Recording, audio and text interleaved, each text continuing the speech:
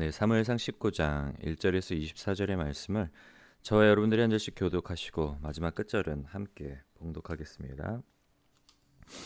사울이 그의 아들 요나단과 그의 모든 신하에게 다윗을 죽이라 말하였더니 사울의 아들 요나단이 다윗을 심히 좋아하므로 그가 다윗에게 말하기를 내 아버지 사울이 너를 죽이기를 꾀하시니라. 그러므로 이제 청하오니 아침에 조심하여 은밀한 곳에 숨어 있으라. 내가 나가서 내게 있는 들에서 내 아버지 곁에 서서 내 일을 내 아버지와 말하다가 무엇을 보면 내게 알려주리라 하고 요나단이 아버지 사울에게 다윗을 칭찬하여 이르되 원하건대 왕은 신하 다윗에게 범죄하지 마옵소서. 그는 왕께 득죄하지 아니하였고 그가 왕께 행한 일은 심히 선함이니이다. 그가 자기 생명을 아끼지 아니하고 블레셋 사람을 죽였고 여호와께서는 온 이스라엘을 위하여 큰 구원을 이루셨으므로 왕이 이를 보고 기뻐하셨거늘 어찌 까닭 없이 다윗을 죽여 무죄한 피를 흘려 범죄하려 하시나이까. 사울이 요나단의 말을 듣고 맹세하되 여호와께서 살아계심을 두고 맹세하거니와 그가 죽임을 당하지 아니하리라. 요나단이 다윗을 불러 그 모든 일을 그에게 알리고 요나단이 그를 사울에게로 인도하니 그가 사울 앞에 전과 같이 있었더라. 전쟁이 다시 있으므로 다윗이 나가서 블레셋 사람들과 싸워 그들을 크게 쳐 죽이매 그들이 그 앞에서 도망하니라.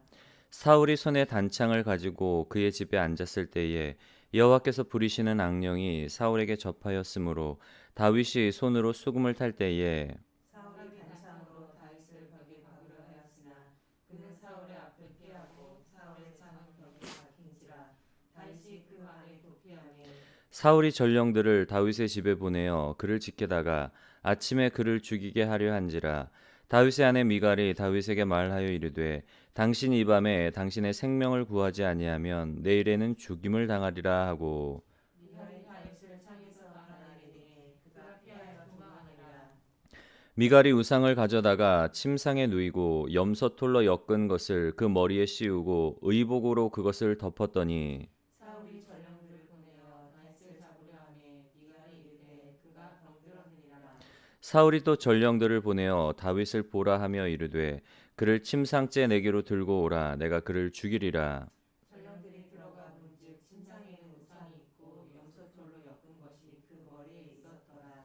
사울이 미갈에게 이르되 너는 어찌하여 이처럼 나를 속여 내 대적을 놓아 피하게 하였느냐. 미갈이 사울에게 대답하되 그가 내게 이르기를 나를 놓아가게 하라 어찌하여 나로 너를 죽이게 하겠느냐 하더이다 하니라. 다윗이 도피하여 라마로 가서 사무엘에게로 나아가서 사울이 자기의 행한 일을 다 전하였고 다윗과 사무엘이 나야스로 가서 살았더라. 어떤 사람이 사울에게 전하여 이르되 다윗이 라마 나요에 있더이다 하매 사울이 다윗을 잡으러 전령들을 보냈더니 그들이 선지자 무리가 예언하는 것과 사무엘이 그들의 수령으로 선 것을 볼 때에 하나님의 영이 사울의 전령들에게 임하매 그들도 예언을 한지라.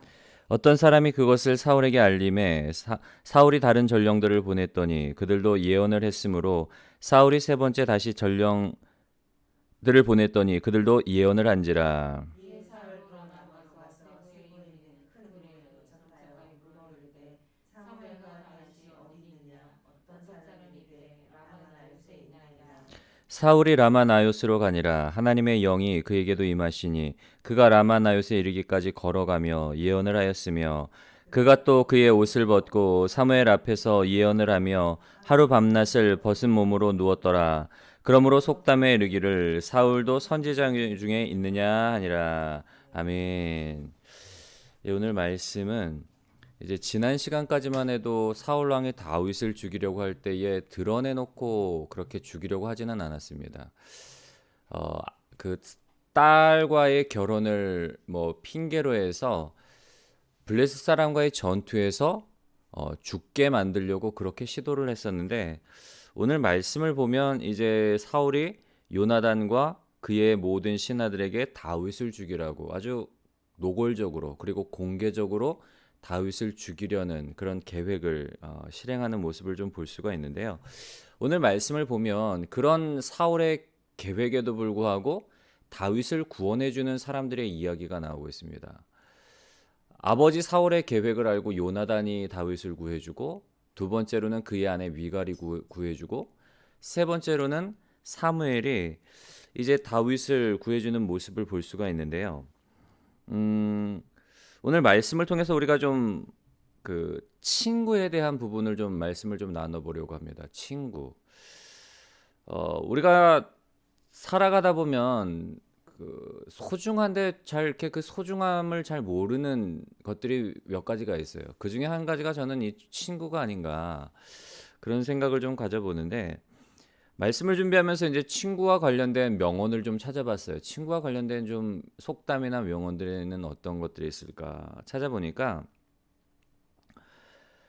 이런 이야기가 있더라고요. 불행은 누가 진정한 친구가 아닌지를 보여준다. 이 말을 누가 했는가 하면 아리스토텔레스가 이 말을 했어요. 불행은 누가 나에게 있어서 진정한 친구가 아닌지를 보여준대요. 제가 이 그 명언을 들으면서 옛날에 저희 어릴 때 도덕 시간에 아마 배웠던 것 같아요. 정확하게 초등학교 때인지 언제인지 기억은 안 난. 제가 뭐 책을 통해서 봤을 수도 있는데, 옛날에 어떤 아들이 있었는데 부잣집 아들이에요. 근데 이 친구가 이제 재산이 많다 보니까 그 재산을 가지고 막 허랑방탕하게 쓰면서 이제 유흥을 즐기면서 많은 친구들을 사귄 거죠. 막 돈을 막 물수도 펑펑 쓰니까 주변에 사람들이 많이 따랐겠죠. 뭐 공짜로 술도 먹고 공짜로 음식도 하고 공짜로 여행도 하다 보니까 주변에 사람들이 많은 거예요. 하루는 이 친구가 이제 아버지한테 자랑을 하는 거예요. 아버지, 제 주변에는 이렇게 친구들이 넘쳐나요. 제가 언제든지 어렵기만 하면 도와줄 친구들이 넘쳐난다고. 그러자 아버지가 그 아들의 이야기를 듣고서는 너 진짜 그렇게 생각하니? 그러면서 그러면 아버지 막 호언장담하니까 아버지가 이제 그럼 한번 우리가 시험을 해보자. 너 저기 가서 돼지 한 마리 잡아다가 죽여가지고 자루에다 다 담아놓고, 그리고 이거를 그 돼지 잡으면 여러분 피가 흥건하잖아요. 그러니까 분명히 자루에도 피가 있을 거란 말이에요. 그리고 이걸 이 자루를 끌고 가서 네가 친하다고 생각하는 그 친구들에게 가서 도와달라고 이 얘기를 해라. 네가 술을 마시고 실수로 사람을 죽였는데 이거 어떻게 하면 좋겠냐. 도와달라. 그러면 그 친구들이 정말 너를 도와주는지, 네 진정한 친구인지를 알 수 있을 거다. 그렇게 얘기를 하고 이 아들이 정말 그 아버지의 말대로 자루를 끌고 자기가 평상시에 이제 술도 같이 마시고 친하게 지냈다고 생각했던 그 친구들한테 가니까 하나같이 발뺌하는 거예요. 뭐 급한 일이 있어서 뭐 못 도와주겠다. 난 사정이 있어서 못 도와주겠다. 다 이 친구를 문전박대를 하는 거죠. 근데 정말 이 친구가 자기는 그렇게 뭐 친하게 지내지도 않고 그렇게 막 좋아하지도 않았던 그 한 친구만이 유일하게 이제 이 친구를 도와줬다고. 그러면서 그 과정을 통해서 누가 진정한 친구인지를 알게 됐다라는 그런 얘기를 어릴 때 본 기억이 나요. 근데 그 이야기가 아마 이 아리스토텔레스의 명언을 기반으로 해서 만들어진 이야기인 것 같아요. 불행은 누가 진정한 친구가 아닌지를 보여준다. 오늘 말씀에 보면은 다윗이 고난 중에 있는 상황이란 말이에요. 어떻게 보면은 승승장구했던 다윗, 많은 사람들의 인정함을 받던 다윗, 막 존경을 받던 다윗. 그런데 사울이 이제 견제를 할 뿐만 아니라 이제는 죽이려고 하는 그런 입장이에요. 누구라도 다윗을 도와주면 역적으로 몰려서 같이 죽임을 당할 수밖에 없는 진짜 어려운 상황이란 말이에요. 그 어려운 상황 가운데서 요나단이 다윗을 도와주고 미갈이 도와주고 사무엘이 도와주는 모습을 볼 수가 있어요. 우리가 오늘 표현을 한다면 진정한 친구인 거죠. 다윗에게 있어서. 첫 번째로 오늘 우리가 말씀을 통해 살펴볼 수 있는 건, 누가 진짜 우리가 고난 중에 있을 때, 불행 중에 있을 때 그 고난을 함께 해주고 그 고난 가운데 우리를 위로해 줄 수 있는 사람이 진정한 친구다라는 거. 저는 우리 주변에, 여러분 주변에 많은 사람들이 있겠지만 이런 친구들이 여러분 주변에 많이 생겨나기를, 또한 우리 자신이 누군가에게 이런 존재들이, 누군가 힘들고 어렵고 누군가 고난 가운데 있을 때 붙잡아주고 일으켜 세워줄 수 있는 그런 복된 여러분들이 되시기를 주님의 이름으로 간절히 소원합니다. 그러면 이 세 사람의 공통점은 뭘까요? 요나단, 미갈, 그리고 사무엘. 어떻게 고난 중에 있는 정말 다윗을 도와주면 자기의 목숨도 위험한 상황 가운데서 기꺼이 다윗을 도와줄 수 있었을까요? 그 이유는 뭔가 하면 그 1절 말씀에 보면은 사울이 그의 아들 요나단과 그의 모든 신하에게 다윗을 죽이라 말하였더니 사울의 아들 요나단이 다윗을 심히 좋아함으로. 예. 요나단이 자기의 목숨이 위태함에도 불구하고 아들이라도 뭐 아버지가 눈이 돌아가면 가차없잖아요. 우리나라 뭐 왕조 역사를 봐도 아버지 왕이 자식들을 막 죽이는 경우도 허다단 말이에요. 그럼에도 불구하고 요나단이 자기의 목숨까지도 아끼지 아니하고 이 다윗을 도와줄 수 있었던 이유는 뭔가 하면 다윗을 심히 좋아함으로. 다윗과 요나단 사이에 그 형제보다 더 뜨거운 어떤 그 애정, 사랑이 있었어요. 그리고 미갈의 경우도 마찬가지인데요. 어제 말씀을 보면 18장 20절의 말씀을 보면 사울의 딸 미갈이 다윗을 사랑하매 다윗을 사랑한 거예요. 그렇기 때문에 아버지가 다윗을 죽이려고 한다는 그 소식을 알게 됐을 때에 11절의 말씀을 보면 다윗의 아내 미갈이 다윗에게 말하여 이르되 당신이 이 밤에 당신의 생명을 구하지 아니하면 내일에는 죽임을 당하리라 하고 그렇게 다윗을 살려보내잖아요. 아버지가 너 어떻게 해서 내 원수 다윗을 너 살려보냈냐? 그러니까 이제 거짓으로 해명을 하는 거예요. 다윗이 나를 자기로 하여금 가게 하지 않으면 나를 죽이겠다 그러는데 아버지 어떡하냐고 거짓말을 하는 거죠. 다윗을 살리기 위해서. 요나단도 그렇고 미갈도 그렇고 다윗을 사랑했기 때문에 이런 상황 가운데서도 기꺼이 다윗을 도울 수 있었던 그런 모습을 볼 수가 있는데요. 중요한 건 다윗 또한 마찬가지라는 거예요. 여러분 우리가 손뼉도 마주쳐야지 소리가 난다고 하잖아요. 어느 한 방향에서만 사랑한 것이 아니라 다윗 같은 경우에도 요나단을 정말 끔찍히 사랑했어요. 그리고 만약에 다윗이 미갈은 다윗을 사랑해서 결혼했는데 다윗이 같이 살면서 막 그 미갈을 막 못생겼네, 요리를 잘 못하네, 뭐 흠잡고 막 타박을 했다면 미갈이 이런 상황 가운데서 다윗을 도와줬겠어요, 여러분? 네, 사랑하니까 다윗도 그만큼 사랑하니까 본인도 사랑했을 뿐만 아니라 다윗도 사랑하니까 그렇게 도와줬단 말이에요. 나중에는 이제 미갈이 그 사울이 미갈을 다른 사람한테 시집을 보내요. 그리고 나서 뭐 뭔 사건이 있었는지는 모르겠지만 아마 뭐 다윗이 또 후첩도 없고 막 그래서 그런지 나중에는 미갈이 좀 쌀쌀맞게 변하잖아요. 언약궤가 성내로 들어올 때에 채 왕이 채통도 없이 어떻게 그렇게 막 하체가 드러나도록 춤을 추냐고 막 그렇게 쌀쌀맞게 대한단 말이에요. 나중에는 어떤 관계가 비록 이렇게 틀어졌지만 적어도 이때까지는 미갈도 사랑했고 요나단도 사랑했을 뿐만 아니라 다윗 또한 그 사람들을 사랑했기 때문에 이런 어떤 고난 가운데 이 친구들로 말미암아 그런 고난의 때를 피할 수 있었다는 것. 그리고 친구 관계에 있어서 참 중요한 건 진실성인 것 같아요. 우리가 이제 속담 중에 유유상종이라는 말이 있잖아요. 끼리끼리 논다라 그러죠. 세상 표현으로 하면은 끼리끼리 논다. 비슷한 사람끼리 또 친구가 되는 것 같아요. 다윗의 경우에는 굉장히 진실하잖아요. 사람들 앞에 진실하고 하나님 앞에 진실하다 보니까 또 그 주변에 그런 사람들이 친구로 남게 되는 거예요. 저도 이렇게 많이 친하지는 않아요. 친구들과 많이 친하지는 않고 소수의 몇 명과 굉장히 좀 깊은 관계를 유지하는데 저희도 이제는 이제 다들 결혼을 했으니까 이제는 이제 가족 모임이 되더라고요. 월요일 날도 저희가 이제 가족 모임이 있어서 금산을 잠깐 내려갔다 왔었는데 서울에 올라오기 전에 이제 신탄진에 살고 있는 친구가 있어요. 그래서 이제 연락을 해서 우리 올라가 이제 뭐 이런저런 이제 그 가족 모임이 있어서 왔는데 뭐 생각나서 전화했다고 혹시 오늘 스케줄 없으면 올라가다가 잠깐 들러서 얼굴 보고 가겠다고.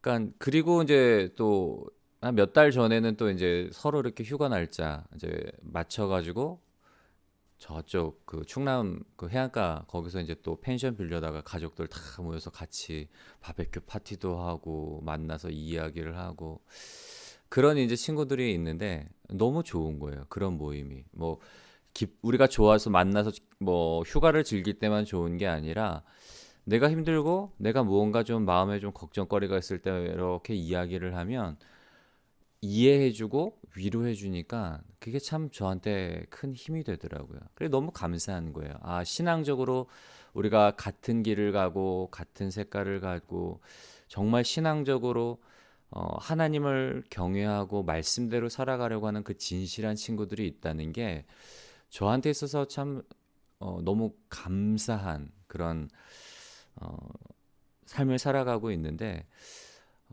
여러분 우리가 진실한 친구가 되기를 원합니다. 정말 진실하게 하나님과의 관계에 있어서도 진실하고 사람들과의 관계에서도 진실하면 결국에는 그런 사람들이 또한 우리의 친구가 되어주는 거예요. 친구에 대한 명언 중에 또 한마디를 말씀을 드려본다면 누구에게나 친구는 어느 누구에게도 친구가 아니다. 이 말도 또 아리스토텔레스가 했어요. 굉장히 아리스토텔레스가 친구에 대해서는 명언을 많이 남겼더라고요. 누구에게나 친구는 아무에게도 친구가 아니라는 거예요. 두루두루 다 그냥 허허 이렇게 막 좋게 좋게 지내는 사람은 돌이켜 보면은 진정한 친구 뭐 이렇게 깊이 있는 그런 사귐은 아니라는 이야기겠죠. 그래서 오늘 요나단처럼 미갈처럼 사무엘처럼 누군가 우리가 힘들고 어려울 때 우리를 붙잡아 줄 수 있는 그런 친구가 여러분 주변에 생길 뿐만 아니라 우리 자신이 또한 누군가에게는 그렇게 진정한 깊이 있는 어떤 애정을 보여주는 그런 친구가 되시기를 주님의 이름으로 간절히 소원합니다. 마지막으로 우리가 한 가지 더 살펴볼 수 있는 부분은 사울에 대한 부분이에요. 여러분 오늘 다윗에게 있어서는 이렇게 좋은 친구들이 있잖아요. 정말 목숨이 어떤 위기에 처해 있는 상황 가운데서 또 자기의 목숨을 아끼지 아니하고 기꺼이 도와줄 수 있는 그런 친구들이 있는 다윗의 모습을 봐요. 얼마나 행복해요. 고난 중에 있지만 누군가 자기를 모함하고 위협하는 가운데 있지만 친구들이 있음으로 말미암아 그 위험한 때를 날 수도 있고 뭔가 든든하단 말이에요. 물론 하나님이 함께 해주셨기 때문에 그런 어떤 큰 은혜가 있지만 그런데 사울의 경우를 보면 참 안타까운 모습을 볼 수가 있어요. 이제 사울이 소식을 듣죠. 다윗이 사무엘 선지자와 함께 있다. 라마나요스로 가서 지금 거기 피해 있다. 그래서 사울이 전령들을 보내는 거예요. 다윗을 잡으려고. 근데 전령들이 가니까 성령이 그러니까 하나님의 영이 임해서 잡으라는 일을 수행을 못하고 그냥 거기서 막 황홀경에 빠져가지고 막 예언을 하고 막 그러는 거예요. 그러니까 뭐 하몽차사라는 말 있잖아요. 보냈는데 오지를 않는 거예요. 그러니까 또 다른 전령을 보냈는데 이번에도 마찬가지고 또 다른 전령을 보냈는데도 또 이번에도 또 돌아올 생각을 안 하니까 사울이 직접 가요. 근데 사울이 사무엘을 찾아서 다윗을 잡으러 직접 가는데 사울에게도 이제 신이 임한단 말이에요. 그러다 보니까 사울이 라마나요까지 걸어가며 예언을 하였으며 23절의 말씀을 보면 24절에 보면 그가 또 그의 옷을 벗고 사무엘 앞에서 예언을 하며 하루 밤낮을 벗은 몸으로 누웠더라. 그러므로 속담에 이르기를 사울도 선지자 중에 있느냐 아니라 신이 임함으로 말미암아 하나님이 신이 임함으로 말미암아 사울이 라마나요까지 가는 길 가운데서 계속 예언을 하고 사무엘 앞에서는 옷을 훌러덩 벗어 던지는 거예요. 왕이잖아요. 뭐 일반 사람들도 옷 완전히 훌러덩 벗고 그러면 굉장히 수치스러운 일인데 왕인데도 불구하고 그냥 완전히 발가벗고 그냥 사무엘 앞에서 누워서 그냥 황홀경에 막 그 빠져서 막 예언을 하는 거예요. 근데 그때 이제 생겨난 속담이 사울도 선지자 중에 있느냐 약간 조롱의 말이에요. 사울도 선지자야? 사울도 선지자 중에 있어? 뭐 이제 그런 식으로 약간 사울 왕에 대해서 좀 약간 좀 비꼬는. 왜냐면 이게 수치스러운 일이잖아요. 막 야 그런 사람도 선지자야? 막 이런 어떤 느낌이라면 근데 이때만 이 사울이 영을 받은 게 아니에요. 우리 성경 한 구절만 좀 찾아보겠는데요. 사무엘상 10장 9절부터 11절의 말씀을 한번 좀 찾아보겠습니다. 사무엘상 10장 9절에서 11절 사무엘상 10장 9절에서 11절의 말씀을 함께 읽겠습니다. 시작. 그가 사무엘에게서 떠나려고 몸을 돌이킬 때에 하나님이 새 마음을 주셨고 그날 그 징조도 다 응하니라. 그들이 산에 이를 때에 선지자의 무리가 그를 영접하고 하나님의 영이 사울에게 크게 임함으로 그가 그들 중에서 예언을 하니 전에 사울을 알던 모든 사람들이 사울이 선지자들과 함께 예언함을 보고 서로 이르되 기스의 아들에게 무슨 일이 일어났느냐 사울도 선지자들 중에 있느냐 하고. 아멘. 이때의 말씀은 어때 말씀인가 하면 이제 사울이 사무엘과 처음 만나는 그 사건이에요. 만난 후의 사건인 거죠. 아버지가 잃어버린 그 가축을 찾기 위해서 막 방황을 하다가 너무 멀리 나오고 너무 오래 시간이 걸리다 보니까 야 우리가 이제 돌아가자. 아버지가 오히려 잃어버린 가축 때문이 아니라 우리 때문에 걱정하시겠다. 그리고 이제 같이 갔던 종 중에 하나가 수행자 중에 하나가 이제 선지자에 가서 우리가 좀 물어보자고 우리 뭐 앞길에 대해서 물어보자고 해서 그때 이제 그게 계기가 돼서 사무엘을 만나고 사무엘이 이제 하나님께서 이 사울을 기름 부어 세워 주셨다라고 이야기를 하면서 이제 앞으로 이제 일어날 일들 그게 진짜라는 사실을 이제 이 일들을 통해서 이제 알게 하는 거죠. 선지자 무리를 만날 것이다라고 이야기를 하는데 그때 그 말씀대로 선지자 무리를 만났고 그때 하나님의 신이 임해서 사울이 선지자들과 함께 예언을 해요. 이때도 보면은 똑같은 속담이죠. 사울도 선지자들 중에 있느냐. 근데 이때는 느낌이 달라요, 여러분. 이때는 존귀한 장거예요. 기스의 아들한테서 도대체 무슨 일이 일어났느냐. 야 저거 어떻게 저 선지자들 속에서 저렇게 같이 예언을 할 수 있냐. 이때는 뭐 벗었다거나 뭔가 수치스러운 모습이 아니잖아요. 굉장히 좀 뭔가 사울이 존귀한 자처럼 그렇게 사람들이 그렇게 이야기를 하는 거예요. 사울도 선지자들 중에 있느냐? 근데 오늘 말씀에 보면은 굉장히 사울을 조롱하고 조소하는 모습이에요. 아까도 말씀을 드렸지만 다윗의 모습과 여러분 대조가 되는 거예요. 다윗은 그 어려움 가운데서도 고난 가운데서도 자기의 생명을 아끼지 아니하고 다윗을 도와주는 친구가 있지만 사울은 점점 고립되어 가요. 고립되어 가고 사람들의 어떤 조소거리로 조롱거리로 전락하는 모습을 볼 수가 있는데 그만큼 하나님의 사람들, 하나님이 함께 하시는 사람들과 그리고 하나님의 영이 떠난 사람들의 어떤 우리가 오늘 모습을 통해서 우리가 좀 대조적인 모습을 볼 수가 있는데 바라기는 오늘 말씀처럼 우리 주변에 정말 진실한 친구들, 무엇보다도 신앙의 친구들, 신앙의 동역자들이 여러분 많이 생겨나시기를 또한 우리가 누군가에게 있어 정말 그 사람을 믿음 가운데 세워주고 고난 가운데 있는 자들을 위로하고 격려하고 신앙으로 세워줄 수 있는 좋은 친구들 하나님의 사랑으로 예수 그리스도의 사랑으로 사랑함으로 말미암아 많은 영혼들이 우리 주변에 거하는 정말 영혼의 쉼터와 같은 그런 영적인 나무들이 되시기를 주님의 이름으로 간절히 소원합니다. 우리 찬송가